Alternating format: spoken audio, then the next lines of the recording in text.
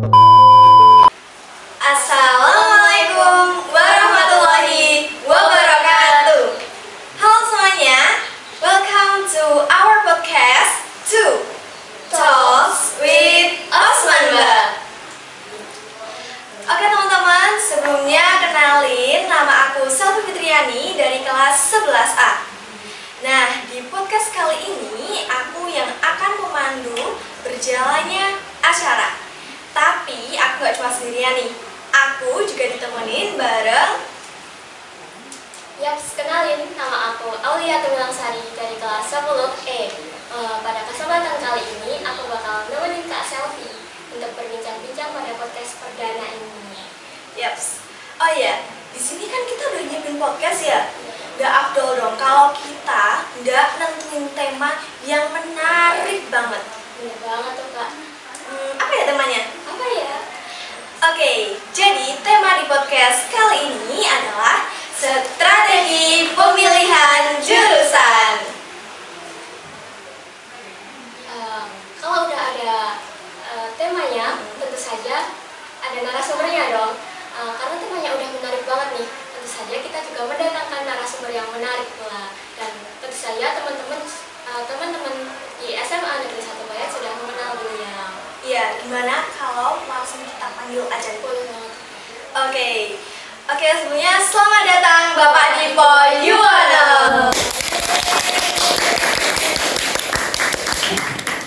Terima kasih. Ya. Selamat datang Bapak Dipo di podcast kami. Terima kasih sudah diberi kesempatan untuk datang di podcastnya OSIS SMA Negeri 1 Bayat. Iya. Oke. Ya Bapak, sebelumnya gimana kabarnya nih Pak? Setelah beberapa minggu ini kita nggak berjumpa nih. Nggak jumpa. Walaupun kita nggak jumpa secara fisik, tapi kan bisa jumpa lewat. Iya, kan? Bisa lewat WA gitu kan. Nah, apalagi nanti kita juga akan sering berjumpa di podcast kita, gitu ya. Baik, kabarnya bagus. Walaupun Pak Dipo beberapa saat harus istirahat karena kondisi kesehatan, tapi hari ini alhamdulillah saya bisa mengunjungi teman-teman semuanya di podcast kita kali ini. Ya, alhamdulillahirobbilalamin. Semoga kita semua selalu diberikan kesehatan oleh Tuhan Yang Maha Esa.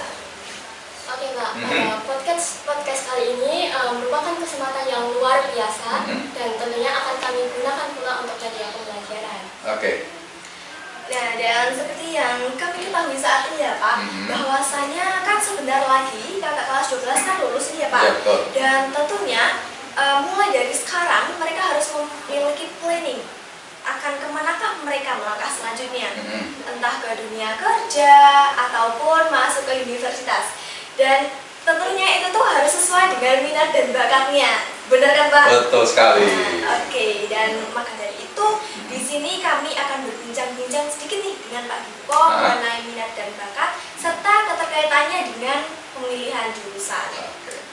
Nah, tentu saja pada podcast kali ini kami juga akan mengambil dari sudut pandang Bapak Dipo terkait strategi pemilihan jurusan itu. Iya. Langsung saja ya Pak ke pertanyaannya. Aku mau ditanya. Iya, dan Kan di pengadilan ya. Iya, di sini kami sudah menyiapkan beberapa pertanyaan nih. Mungkin dari teman-teman semua juga memiliki pertanyaan yang terkait dengan di sini. Karena Mungkin kami pertanyaan kalian nanti juga mewakili pertanyaan dari teman-teman Iya, gitu. benar. Oke, boleh. Oke, langsung saja Pak. Oke. Cepet banget. Oke, jadi menurut sudut pandang Bapak Dipo, apa saja sih Pak yang mempengaruhi diri kita ini sehingga kita ini memiliki bakat dan minat tertentu?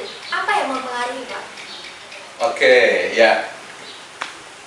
Setiap individu, setiap pribadi itu pada prinsipnya akan memiliki karakteristik yang berbeda-beda. Dan karakteristik itu dibangun ada beberapa faktor. Yang satu faktor keluarga, maksud saya keturunan. Keturunan ini dalam pengertian begini, kalau biasanya bapaknya seorang seniman, anaknya juga minimal memahami walaupun tidak semaksimal orang tuanya. Katakan bapaknya seorang penyanyi atau ibunya, anaknya pasti juga menyukai dunia nyanyi. Kemudian yang kaitannya dengan masalah profesi, katakan begitu. Kalau bapaknya seorang dokter atau perawat atau apa saja, biasanya anaknya juga akan mengikuti. Sesungguhnya ini bukan soal faktor keturunan semata, tetapi faktor yang dibentuk dalam keluarga. Karena keluarga sudah terbiasa dengan hal yang profesi atau pekerjaan seperti itu, maka anak kemudian punya ketertarikan. Karena kan biasanya orang tua, baik bapak atau ibu itu menjadi patron, role modelnya. Oh, bapak saya menjadi seorang guru, ya. Saya jadi kebanggaan anak saya, bapaknya seorang guru, anak saya pasti membanggakan saya sebagai orang guru. Maka sekian persen dari apa yang dibanggakan anak saya itu akan mempengaruhi dalam pengambilan keputusan hal cita-cita. Kemudian juga dipengaruhi oleh bakat bawaan. Artinya kan setiap manusia punya bakatnya sendiri. Ada seorang anak yang pintar nyanyi, walaupun orang tuanya sesungguhnya tidak bisa nyanyi, gitu. Tetapi karena ya ini kan yang namanya bakat kan bawaan dari sananya, gitu kan, memiliki bakat itu, dan bakat itu kemudian diasah, kemudian dia merasa mampu, terbangun kepercayaan dirinya, maka dia akan mencoba dengan apa yang dia suka, gitu. Nah, demikian juga dalam hal ini yang kamu tanyakan tadi soal yang mempengaruhi, ya, ini dipengaruhi itu, jadi dipengaruhi keluarga, bakat yang dibawa secara turunan, dan juga lingkungan. Nah, lingkungan. Kalau kita hidup di lingkungan pekerja, dalam hal ini katakan wira swasta, gitu ya. Mungkin di masyarakat sini ada yang kelompok masyarakat tertentu yang berwira swasta, ya. Kalau di Gombang itu kan banyak ya yang berwira swasta bidang furniture, ya. Nah, mungkin juga akan terbentuk, anaknya juga akan mencintai atau memiliki minat ke dunia furniture. Kalau bapaknya seorang pengrajin furniture, mungkin anaknya akan berinovasi. Besok saya akan jadi eksportirnya, gitu. Artinya dunianya nggak jauh-jauh dengan apa yang ada di lingkungan masyarakatnya. Jadi bawaan, faktor keluarga, dan juga faktor lingkungan, itu nggak?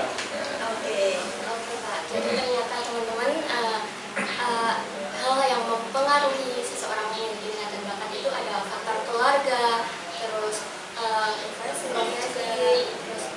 bakat bawaan, dan juga lingkungan.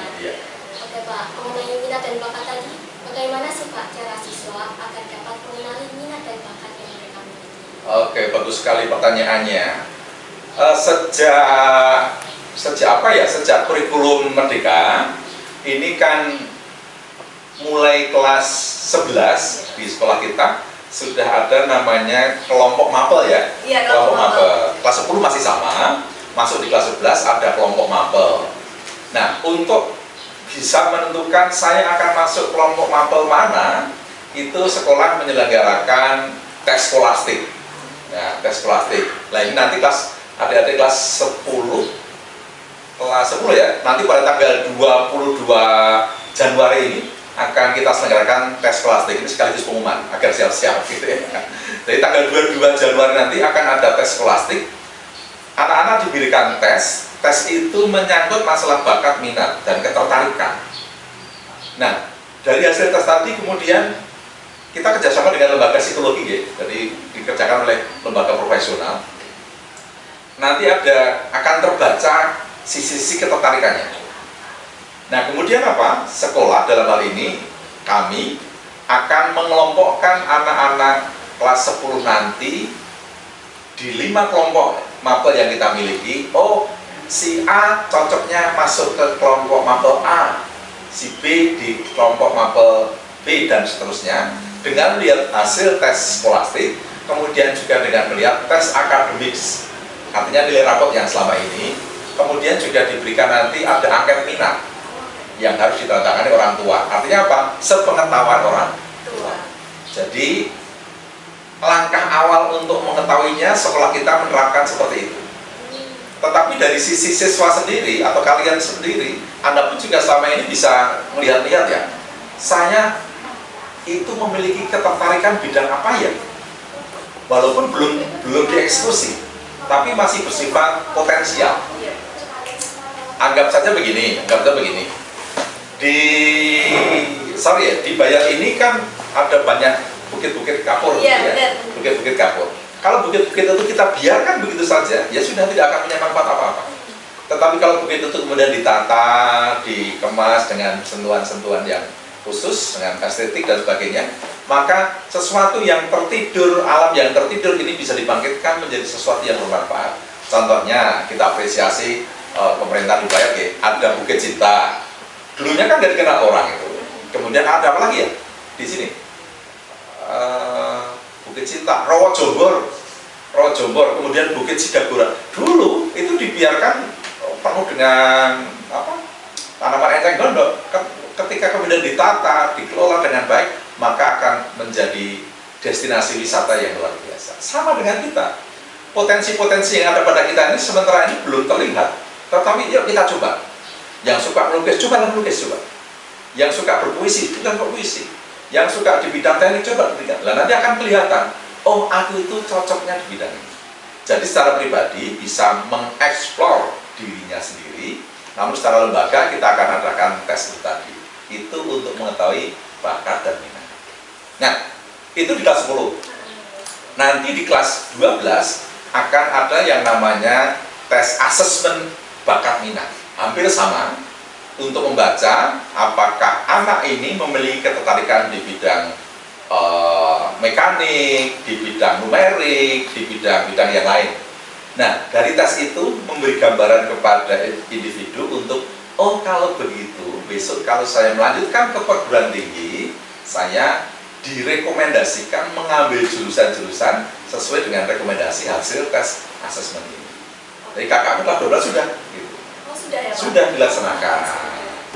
Nah, sekarang ini mereka sedang menggunakan informasi-informasi yang dia miliki untuk segera mengambil keputusan. Ini yang sedang hari ini atau hari-hari ini sedang dikerjakan oleh kakak-kakak kelas 12. Moga-moga kakak kelas 12 sungguh-sungguh bisa melihat potensi bakat minat yang dimiliki sehingga pilihannya nanti cocok. Iya, benar. Oke, jadi tadi itu terdapat beberapa hal yang bisa dilakukan ya Pak untuk mengenali minat dan bakat yang kita miliki. Itu mulai dari lingkungan sekolah, mulai dari tes skolastik itu tadi untuk mengetahui bakat, minat dan ketertarikan. Kemudian juga ada akademik, terus angkat minat yang sekarang kita kelas 11 ini sedang menjalaninya juga. Dan ini Pak, sehubungan dengan tema kita kali ini, pemilihan jurusan. Nah, ini kira-kira adakah sih Pak ketertarikan antara minat dan bakat dengan jurusan yang akan kita pilih? Seperti itu. Iya. Kita kadang-kadang menjalani hidup ini harus melihat sebuah realita kehidupan. Nah, ini saya ajak berpikir lebih dewasa ya. Melihat realita kehidupan. Artinya apa? Seseorang jangan terpatok, terkungkung pada sebuah idealisme. Maksud saya begini, ketika Anda masih kecil, dulu waktu TK, ditanya oleh Bu Guru, nah besok kalau besar mau jadi apa? Pasti jawabannya dokter, guru, apalagi polisi, tentara, pilot. Sosok-sosok yang dianggap dia begitu akrab dengan mereka.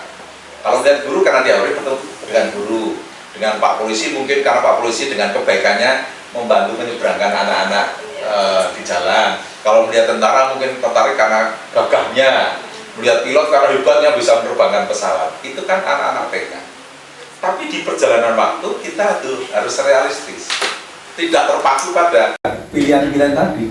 Apa? Karena pilihan itu terlalu banyak. Coba bayangkan kalau semua pilih polisi, terus gimana coba? Atau semua pilih menjadi seorang dokter, terus coba gimana yang lain? Maka kehidupan ini membawa kita dalam sebuah situasi realita kehidupan. Maksud saya, jangan terpaku pada idealisme yang sudah kamu tentukan sejak TK. Pokoknya aku kudu jadi dokter, seperti pertanyaan pada Bu Guru waktu saya TK. Oke, nah kemudian sekarang kan melihat untuk jadi dokter kan harus kuliah ke kedokteran, fakultas kedokteran.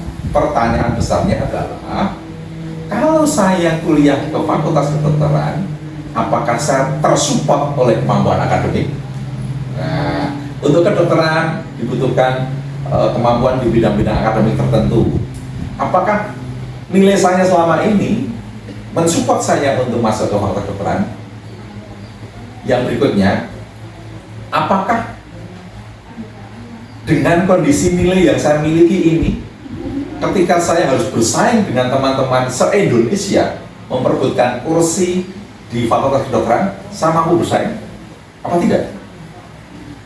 Berikutnya adalah mohon maaf sekali lagi, ini sensitif ya.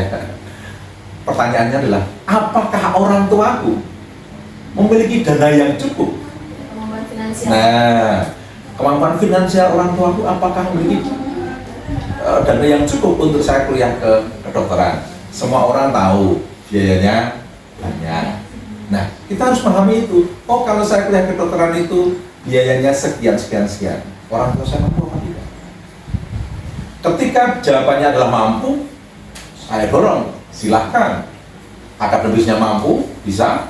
Kemudian bakatnya oke, sementara orang tua mengizinkan dan support dengan dana, it's okay, silahkan. Tetapi kalau tidak support, maka coba dialihkan ke yang lain. Jadi pertimbangan untuk memilih pilihan jurusan prodi di perguruan tinggi itu adalah juga mempertimbangkan hal-hal tadi. Jangan menutup mata bahwa kuliah itu membutuhkan biaya. Maaf lagi ya, maaf, ini mungkin didengar orang tua juga. Orang tua sekarang kan maaf, agak sedikit terlena gitu. Ketika apa? Sejak SD sampai SMA ini kan nggak bayar. Iya kan? Nggak ada SPP. Sementara begitu lulus SMA, melanjutkan ke perguruan tinggi, akan terkena biaya yang besar yang selama ini tidak pernah dikeluarkan untuk pembiayaan anak-anak. Nah, maka dalam hal ini, di kesempatan baik ini juga, kalau podcast ini didengar orang tua, saya mohon maaf, mohon anak-anak dipersiapkan, termasuk Bapak Ibu juga mempersiapkan biaya yang akan digunakan nanti untuk perguruan tinggi. Tidak usah terlalu ngoyo, tetapi tetap semangat. Artinya dipersiapkan dengan baik, tabungannya diperbanyak dan sebagainya. Saya tidak ngajari, cuman pesannya adalah jangan sampai nanti begitu anaknya sudah kelas 12 minta untuk belajar studi, membaca realita, UKT-nya sekian, orang tua terperangah, tidak siap dengan kondisi seperti itu. Itu Mbak, jadi pertimbangannya setelah akademis, bakat, minat, kemudian juga harus melihat kondisi real tentang ekonomi keluarga. Jadi tadi ternyata ada keterkaitan antara minat dan bakat dengan pemilihan jurusan. Ya, benar banget. Terus tadi juga terdapat beberapa faktor yang mungkin Pak yang perlu kita pertimbangkan nih untuk kita melanjutkan program studi kita selanjutnya seperti itu. Jadi mungkin dari faktor kayak finansial gitu ya Pak. Mohon maaf ya teman-teman. Nilai akademis juga. Jadi mungkin mulai sekarang kita bisa menggali potensi-potensi yang kita miliki, terus juga mempertimbangkan ya beberapa faktor tadi ya teman-teman, agar kita juga tidak merugikan diri sendiri dan juga orang lain juga. Oh ya, ini Mbak, tambah lagi ya, pertimbangan penting. Ini pertimbangan penting sekali, mungkin teramat penting. Begini, setiap orang, dan lanjut kita anak-anak Indonesia ini pikirannya kan bukan pikiran untuk menjadi seorang wira swastawan. Real, anak-anak Indonesia itu cita-citanya, aku kuliah di jurusan ini harapannya besok bisa dapat pekerjaan. Catat garis bawahi kata dapat pekerjaan, bukan menciptakan pekerjaan. Artinya kalau kita menggunakan kata dapat pekerjaan, kita harus mampu membaca peluang kesempatan kerja. Kalau sekiranya besok saya lulus di tahun itu, kira-kira peluang kerja yang tinggi apa? Ambil contoh, kakakmu sekarang kelas 12, mau masuk kuliah tahun 2025 ya? Iya, 25. Katakan kemudian nanti kuliahnya 4 tahun lagi, berarti besok dia lulus tahun 2029. Oke.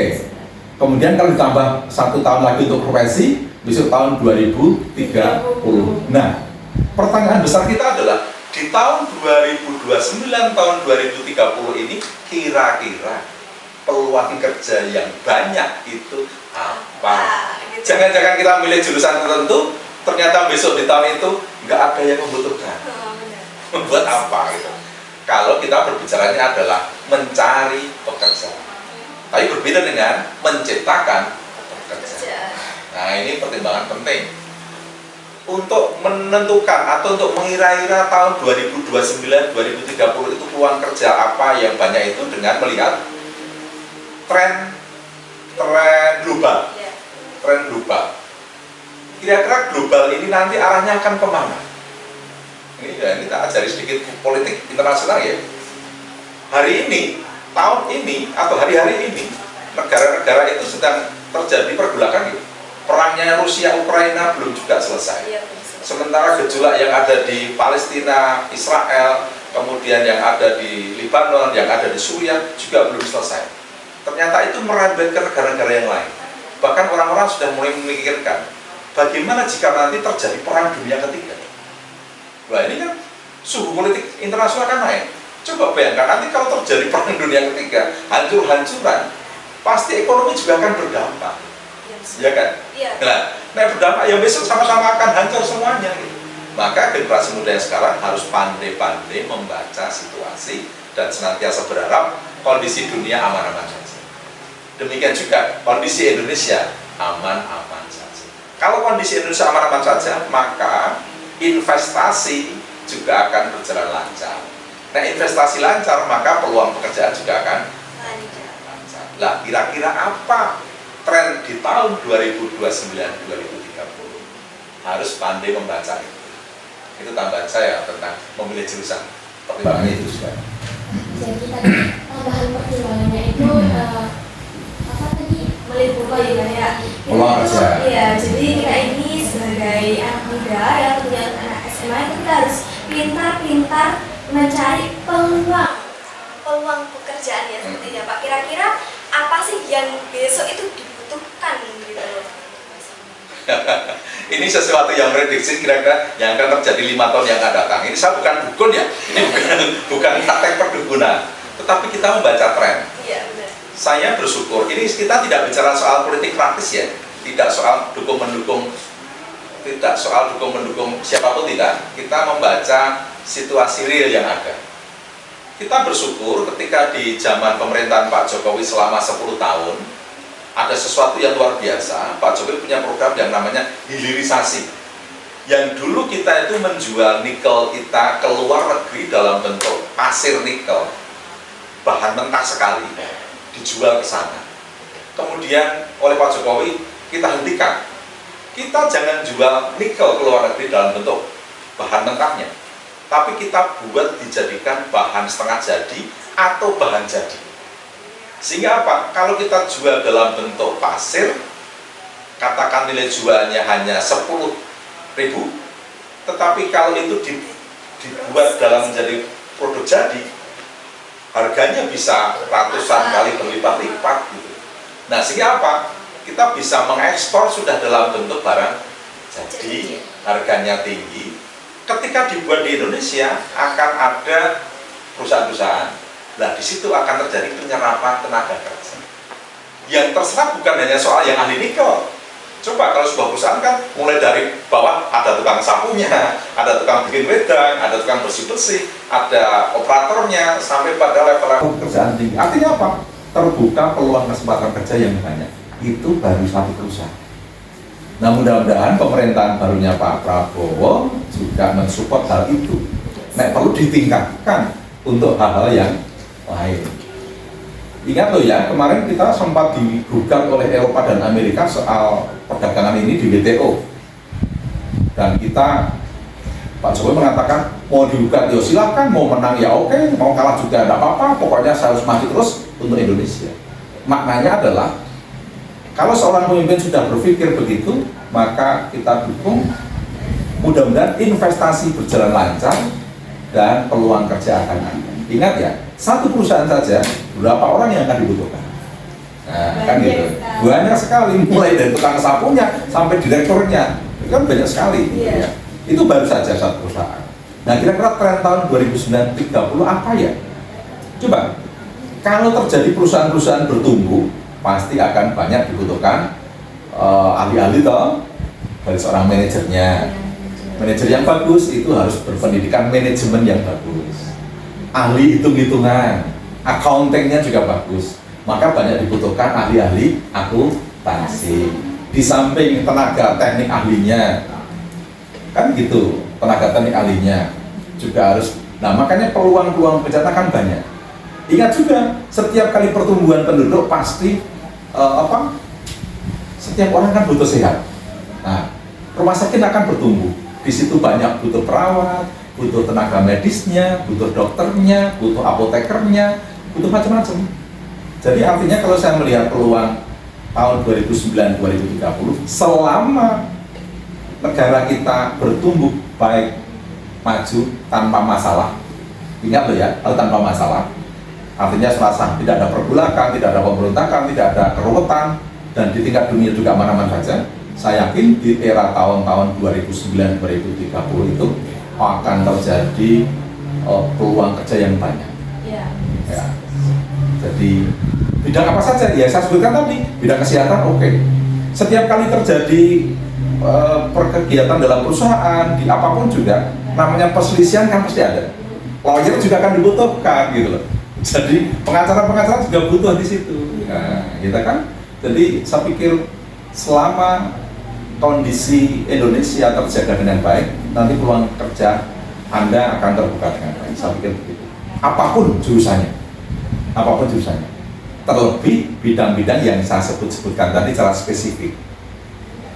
Satu lagi yang mungkin tidak pernah terbayangkan pada kita. Coba, ketika Pak Jokowi atau pemerintahan kemarin, maaf kalau saya nyebut Pak Jokowi bukan berarti saya kok terlalu mengidolakan Pak Jokowi, ya tidak lah. Tapi ya, intinya ya saya mengapresiasi barang bagus ya. Membuat IKN di Kalimantan. Dijadikan ibu kota nantinya, itu sudah melalui survei. Itu untuk sekian ratus tahun akan aman. Aman dari apa? Satu, di sana tidak ada gunung api. Berarti gempa kan mungkin tidak. Iya. Datarannya agak tinggi, berarti kan nggak akan ada banjir. Apalagi tanahnya masih luas, berarti apa? Masih bisa ditata. Coba bayangkan Jakarta. Hari ini Jakarta ada namanya tanggul laut di Jakarta Utara. Coba kalau tanggul lautnya jebol kayak apa? Karena tinggi daratan Jakarta dengan tingginya air laut, itu tinggi air lautnya. Coba kalau jebol kayak apa? Kalau ibu kota kayak begitu kan ya bahaya. Maka itu langkah bijaksana seandainya dipindahkan dengan memperhitungkan bahwa tempat itu sekian ratus tahun lagi akan aman.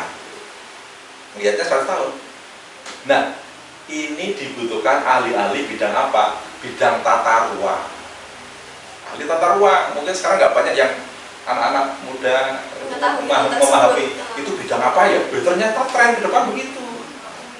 Terjadi kebakaran kemarin kamu dengar berita ya di LA ya, di LA sampai kepada Hollywood, kena kota-kota yang bagus tertata lagi sampai terjadi kebakaran.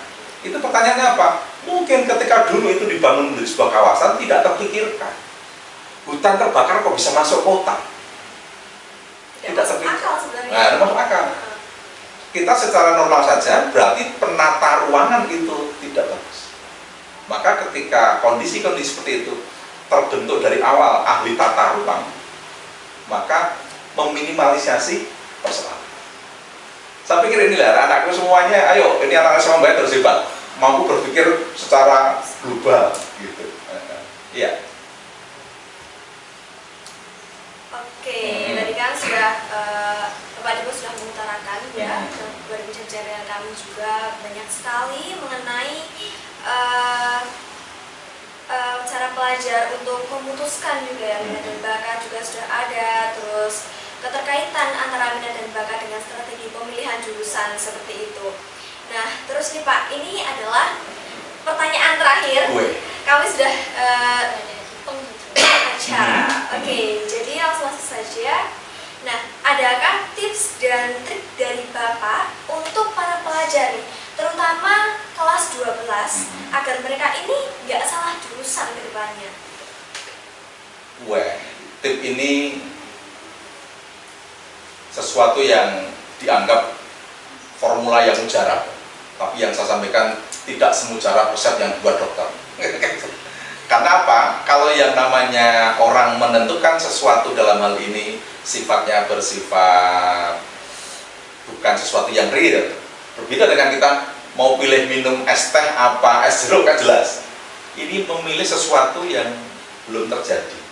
Maka menurut pendapat saya, triknya menentukan itu adalah satu, membaca situasi. Artinya apa? Kondisi geopolitik, kondisi politik dalam negeri dibaca. Kira-kira nanti peluang usaha, kesempatan seperti apa. Itu trik yang pertama. Trik yang kedua, yuk kita realistis. Realistis tentang kemampuan kita. Kalau saya secara akademis tidak mampu di bidang teknologi, saya lebih punya kecenderungan bersifat yang sosial, humanis begitu, ya ambillah jurusan-jurusan sosial humanis, semacam hukum, psikologi, ekonomi, dan sebagainya. Kalau memang saya mampu di bidang teknik, ya silakan ambil yang bidang teknik. Demikian juga kalau kita nggak punya kemampuan verbal yang baik, ya jangan ambil jurusan yang berhubungan dengan komunikasi publik. Tapi sebaliknya, kalau memang Anda punya kemampuan yang baik dalam hal ini kemampuan komunikasi verbal, ya ambillah jurusan-jurusan yang ada hubungannya dengan komunikasi publik. Karena apa? Ingat, komunikasi publik sangat-sangat dipentingkan untuk ke depan. Sekarang apa artinya kita maju, bisa membuat produk, tapi tidak bisa memasarkan? Orang memasarkan kan dibutuhkan kemampuan untuk menceritakan, memastikan, meyakinkan klien kita untuk membeli produk. Nah, orang yang bisa meyakinkan, memastikan itu kan orang-orang yang punya kemampuan komunikasi yang baik. Nah, maka mari kita lihat kemampuan kita yang sesungguhnya. Jangan terpaku dengan idealisme, tapi realistis. Maka ada peribahasa, ukur baju lengan sendiri. Maknanya, kalau saya mau pakai baju ini, maka saya akan bilang kepada penjahit saya, silahkan diukur. Jangan, silakan ukur itu lengannya tetangga sebelah, bukan begitu. Ukur baju lengan sendiri artinya apa? Yuk kita ukur kemampuan kita secara akademisnya. Jadi peluang ke depan apa? Secara akademis kita harus realistis kemampuan kita. Yang berikutnya tadi masih yang kita bicarakan di depan, bapak ibu kita, orang tua kita, kira-kira mampu nggak membiayai untuk jurusan tertentu? Karena di jurusan tertentu itu memiliki nilai rupiah yang berbeda. Atau akan saya tambahkan, di Indonesia ini sampai hari ini perguruan tinggi kita itu negeri ya, terbagi dalam 3. Satu, perguruan tinggi yang berbadan hukum, kemudian yang kedua perguruan tinggi yang aku lupa, tapi intinya 3. Kemudian yang ketiga itu yang satuan kerja. Itu setiap perguruan tinggi itu memiliki kebijakan sendiri. Yang badan hukum itu perguruan tinggi yang diberi kewenangan penuh untuk mengelola SDM, untuk mengelola keuangan sendiri. Nah, biasanya biayanya tinggi karena dikelola sendiri oleh perguruan tinggi tersebut. Tetapi yang kelompok 2 dan 3 agak rendah karena dikelola bersama dengan pemerintah. Nah, itu harus pandai-pandai membaca itu. Jangan bicara idealisme sementara kondisi ekonomi tidak mampu. Jangan sampai nanti malah putus di jalan. Kita semangat-semangat bisa bayar depan, di tengah-tengah nggak bisa, kan sakit. Jadi harus diskusi, memastikan orang tua mampu membiayai sampai nanti akhir. Tip yang berikutnya adalah pilih pekerjaan yang kira-kira berpeluang, pilih jurusan yang berpeluang kerja bagus, dan pilih jurusan jika mana tidak bisa bekerja pada orang lain, bisa menciptakan lapangan pekerjaan sendiri. Nah, itu apa kira-kira? Kalau kita belajar di manajemen, itu minimal nanti kalau kita tidak bekerja pada perusahaan orang lain, kita bisa membangun perusahaan sendiri, di-manage dengan baik. Maka dipertimbangkan, diperhitungkan, mari kita membangun image kita bahwa kita kuliah, belajar, itu tidak semata-mata untuk mencari pekerjaan, tapi menciptakan juga pekerjaan. Jadi pilih jurusan yang kira-kira memungkinkan untuk bisa menjadi seorang wirausahawan. Atau toh seandainya bekerja pada orang lain, katakan menjadi PNS begitu atau di BUMN, tetapi dia juga bisa menciptakan pekerjaan sampingan yang dikelola oleh orang lain. Jadi dia menjadi seorang direktur juga sekaligus menjadi bawahan di tempat yang lain gitu loh. Jadi itu beberapa hal yang mungkin hanya beberapa hal saja, masih banyak pertimbangan sebenarnya, tapi yang terpenting adalah siapkan secara mental, diskusi dengan orang tua dengan sematang-matangnya. Begitu, Mbak. Oke. Jadi itu tadi teman-teman, tipsnya dan triknya sangat menarik sekali ya, dan luar biasa pula. Tadi di antaranya ada membaca situasi, kemudian realistis, dan juga memilih jurusan yang memiliki peluang besar untuk menjadi seorang wirausaha pula. Betul. Dan tadi juga terdapat peribahasa ya Pak, ukur baju lengan sendiri. Itu maknanya sangat-sangat wow sekali, dan jujur saja sebelumnya saya juga belum pernah mendengar peribahasa tersebut juga. Dan tidak terasa kita sudah berada di penghujung acara. Tapi sebelum kita tutup, gimana nih Pak kalau kita coba jargonnya podcast OSIS SMA Negeri 1 Bayat? Gimana? Nah, jadi nanti kalau semisal Aulia Gemilang Sari ini bilang podcast 2, nanti kita bisa seperti ini Pak, Talks with Osman. Ya. Oke. Teman-teman semua bisa ya? Yang di rumah bisa ya? Oke, langsung saja teman-teman. Oke. Podcast 2, Talks with Osman. Ya, oke, dan kami juga mengucapkan banyak terima kasih kepada Bapak Dipo Yuwono karena telah menyempatkan untuk datang di podcast perdana kami.